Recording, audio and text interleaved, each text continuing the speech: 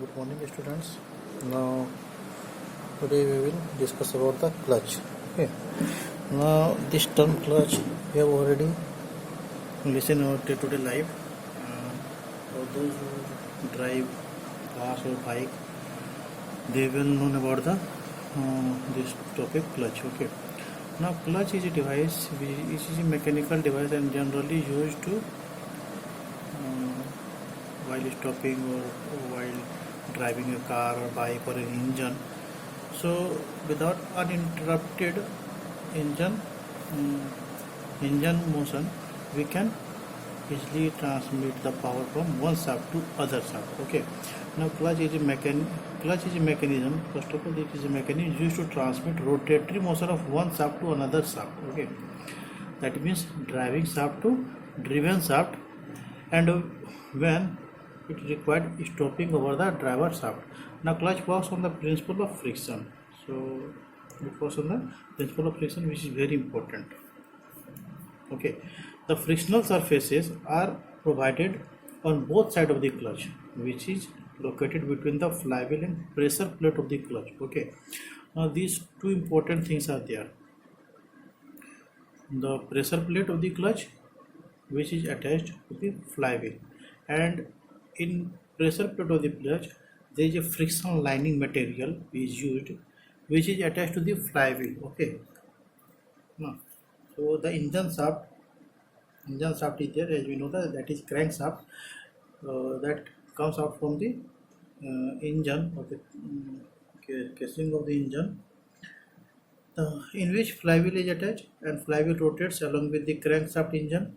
Now on the flywheel the clutch is attached. So this is flywheel and this is clutch, which is attached. Pressure plate of the clutch is attached. Okay, so the pressure plate of the clutch is attached to the flywheel, and when required, the motion or the transmission of the power for the in higher RPM or in lower RPM, or while changing the gear, or when we try to make engagement or disengagement of driven shaft or from driving shaft, we can easily disengage or engage the driving shaft with the driven shaft with the help of clutch. So while driving the bus or while driving the bikes or car, uh, while changing our gears, we try to uh, clutch the bike or the car to switch gear from first gear to second gear to third gear, from third gear to second gear, and so on.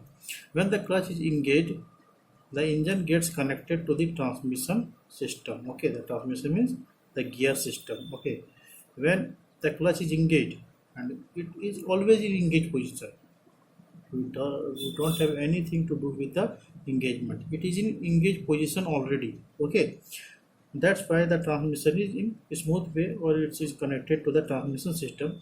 Now what we have to do, we have to disengage the engine from transmission system, so that it doesn't have any effect on the engine. Okay, now the power is transmitted from the engine to driven wheel to the transmission system, as we all know that. Now when the clutch is disengaged, this is very important. When the clutch is disengaged, by pressing the clutch pedal, when we press the clutch pedal in cars, or in clutch lever in bikes, the engine gets disconnected. Engine doesn't stop. One thing, don't confuse, that engine doesn't stop, it's only get disconnected. Okay, disconnected from the transmission system, that means the gear system, and power is not transmitted, okay, to the rear wheel. Vehicle comes to rest even though engine is still running, but vehicle gets uh, in rest position. Okay, so we can see in bikes also that when we press the clutch, bike does not move forward. While we release the clutch slowly or gradually, then it start moving forward. Okay, so clutch doesn't do anything with the engine running. Okay, it only disengage and engage the transmission system from the engine. Okay, now we can see the types of clutches. Okay, now there are 4 types of clutches. Okay, plate clutch, cone clutch, centrifugal clutch, and diaphragm clutch. Okay, now the plate clutch or the disc clutch, which is in first category, is very important and very popular. Okay, this plate clutch or disc clutch is very popular and used in almost all the vehicles. Now single plate clutch, in plate clutch or disc clutch there are 2 types of clutch, single plate clutch and multi plate clutch. It is very important, and this is very important. uh, these 3 are very important. Okay, this and this, and it can come in examination also. So anyone, this one or this one. In exam the question may guide explain single plate clutch or explain multi plate clutch with neat sketch or cone clutch with neat sketch. So we will discuss single plate, multi plate, and cone clutch one by one. Now you can see the single plate clutch arrangement here. Now this is the arrangement of a single plate clutch when we see from the side view. So this is the engine shaft, this is the engine shaft. Okay, now in engine shaft flywheel is attached, this hatches portion is flywheel. Okay, this green hatches portion is flywheel. So in engine shaft flywheel is already attached. Now what we have to do, we will attach the complete clutch to this flywheel. Okay, with the help of this spring, this spring and this nut and bolt arrangement. This is pressure plate of the clutch plate, which is known as the clutch plate. Okay, this is clutch plate, this is clutch plate on this is clutch plate which is attached to this flywheel.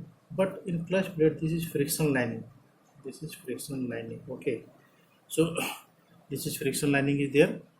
Now pressure plate, this is pressure plates are there, this is pressure plate, generally this is pressure plate which gives a pressure to this clutch plate, and it is always in engaged position. This is in engaged position always when vehicle is in motion position. Now this is central hub, this is central hub, this is the complete engage or disengage, this is engage direction, this is engage direction. When this complete hub or this complete system is in this direction, move in right direction, that means it is in disengaged position. When it moves in left direction, that means it is in engaged position. Okay, now this is the lever, in bike or in cars, this is the clutch pedal in car, pedal or in clutch lever in bikes. Okay, now this is clutch pedal in car, this is fulcrum pin, this is release valve, this is thrust bearing is there also, clutch shaft. Okay, this is clutch shaft, and from clutch shaft this shaft goes to transmission system, and a number of gears are there. Now when we put pressure on this clutch pedal, okay, when we put pressure on this clutch pedal, okay, now this while putting the pressure on this clutch pedal, it will move in this direction and it will try to give a pressure to this shaft which is known as clutch shaft. Okay, this shaft, and this will move in right direction, that means disengaged position. And while when it will go move in right direction, this pressure plate get released, from this friction lining. Okay, and this shaft which is attached to the engine shaft, this shaft, that is central hub, this is central hub which is attached to the engine shaft, get disengaged. Okay, that means what happened, this driven shaft, suppose this is driven shaft and this is driving shaft. So driving shaft and driven shaft are in attached position, that means both are one attached position. When it is disengaged, that means it is a alag member and this is an alag member. So driven shaft get disengaged with the driving shaft, and the power of engine will not transfer or not transmitted to further the real wheel or the transmission system. Okay, now why we will do this arrangement? Because for higher rpm, for lower rpm, we have different gears. That means gear 1, gear 2, gear 3, gear 4, gear 5. Okay, so while changing gear or while stopping the vehicle, but we don't want to make the engine stop. Okay, engine does not stop, only vehicle we have to stop, then only engine will run, but the transmission of this engine's power will not be transferred from flywheel to uh, flywheel to gearbox. Okay, so this arrangement is there to stop or to prevent the motion of power from engine shaft to transmission shaft. That's why clutch is a very important member for an engine. Okay, now while releasing, when we release this, then it will automatically get disconnected because of this spring. These springs are there, which holds the complete system, and it will, when we release, when we release the pedal, the complete system get attached to this flywheel, and this flywheel and this clutch plate rotates on its own. Okay, so this is the single plate clutch system. Now what happens in multi-plate clutch system? And this single plate clutch system is generally used in heavy vehicles. Okay, heavy vehicles is in bus or trucks or in jeeps or in heavy vehicles. Generally single plate clutch is used because it require more space, since the engine shaft is heavier or the driving shaft is heavier. So in heavy engine or in heavy transmission system, single plate clutch is generally used because of its bulkiness or because of its heavy size. Okay, now multi-plate clutch, the same thing happens, same whatever the things happens in the single plate clutch, the same things happens in multi-plate clutch also. This is flywheel, you can see this is flywheel, and this is hub, central hub, this is friction lining, this is clutch pedal, fulcrum, release valve, everything is same. Engage position, disengage position, working is also same. The only difference is there, in single plate clutch there is only one clutch plate which is attached to the flywheel, but in multi-plate clutch there are number of clutch plates. Remember the word plates, not plate, only plates. Okay, clutch plates are there, 1 2 3 4, 1 2 3 4. So in multiple clutch plates are used. In multi-plate clutch it is used, multi-plate clutch is used in small vehicles or small engines. Why this is used in small engines? Multi-plate clutch is used so that number of friction lining is more, 1 2 3 4 5 6 7, 1 2 3 4 5 6 7. So the friction of the clutch is more, and we can easily engage or disengage the engine shaft from transmission shaft effectively in very small or in very less space. So multi-plate clutch is a compact device. It is used in small vehicles so that the amount of frictional resistance is more in compact device or in small devices. Okay, the multi-plate clutch is an extension of single plate clutch and works on the same principle that of single plate clutch. Multi-plate clutch has multiple member of frictional and metal plates. It is compact in size, therefore it is useful where space availability is limited. In small vehicles it is generally used. Okay, now next topic is centrifugal clutch. Now, centrifugal clutch is a modern type of clutch. It is used, or the basic principle of centrifugal clutch, you can see the arrangement. This is side view, this is the front view, this is the side view of the system. This is flywheel, this is These are the linings, so the friction linings. Okay, now springs are there, four springs. Suppose these are the four spring. This complete arrangement is known as spider. Okay, this is known as spider. Okay, now friction of the sliding shoe. This is friction of the sliding shoe. This is driving shaft. Okay, helical torsion spring.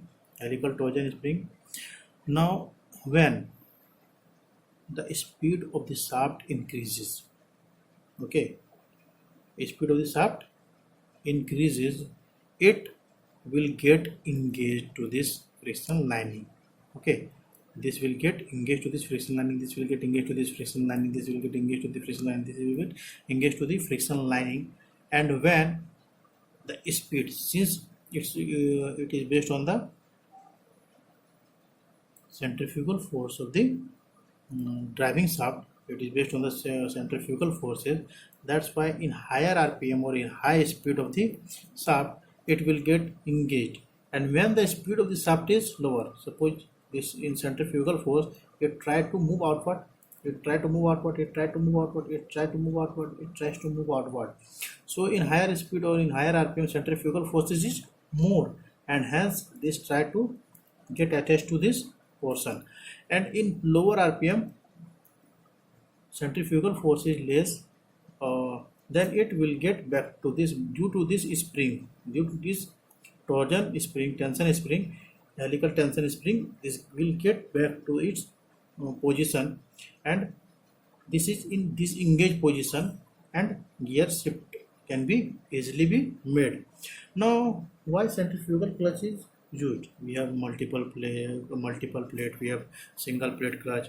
Centrifugal clutch is used because it's an automatic system. Centrifugal clutch is used in automatic system. We have already listened about the AMT system, automatic transmission system. Okay, now this is very common in our vehicles, that ATM system, automatic transmission system is there in cars, in bikes, or scooty, where there is no gear.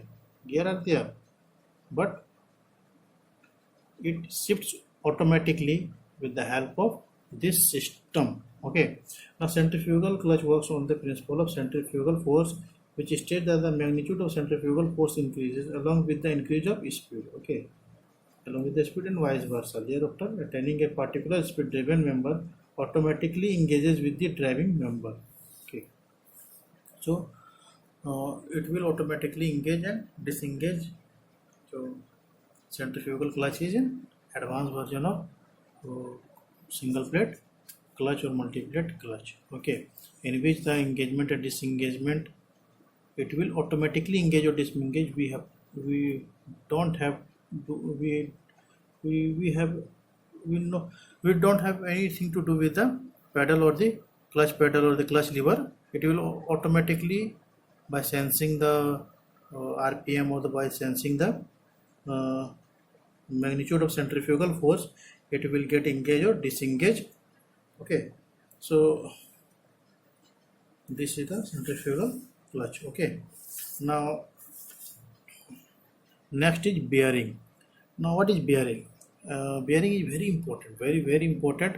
Where when we use shaft, along with shaft there is bearing, to prevent the axial thrust, to reduce the axial thrust, or helps in moving of the shaft. So bearing is very important. Mechanical device used in our industry, in our vehicles, in our uh, different machines.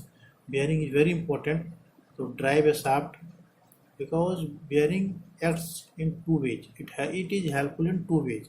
One thing is, it give the rotating motion of a shaft without any frictional resistance, to reduce the frictional resistance. And secondly, it will provide an um, support for the axial thrust. Okay, the bearing is a machine element that constrain and reduces the friction between the moving part. That is very important.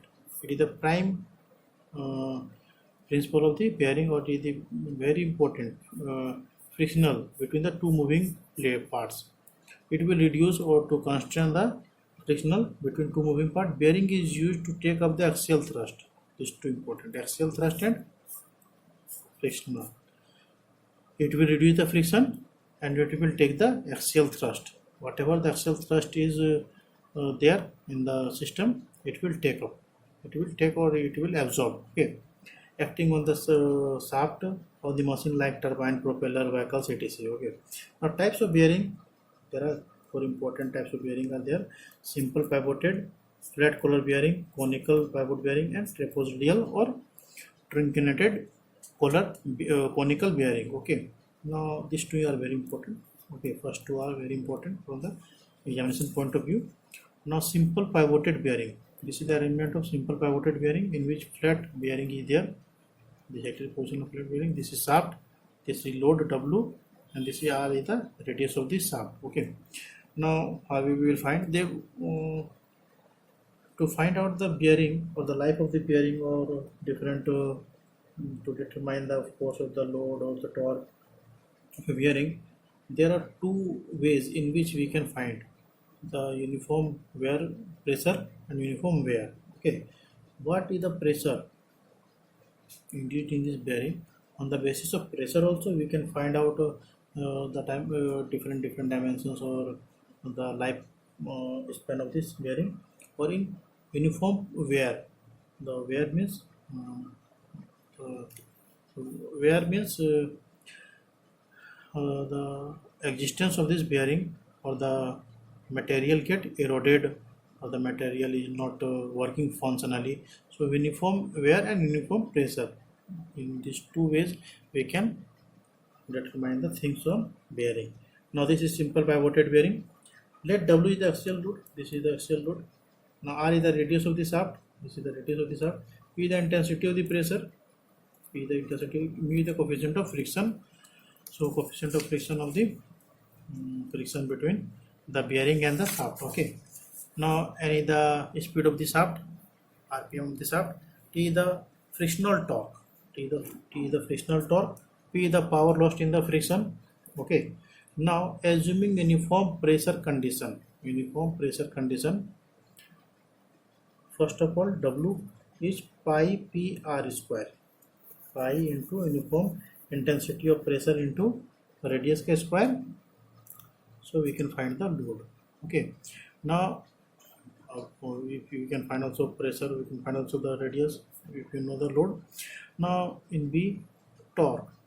Frictional torque is 2 by 3 mu WR. Mu coefficient of friction, W is the load and R is the radius of the shaft.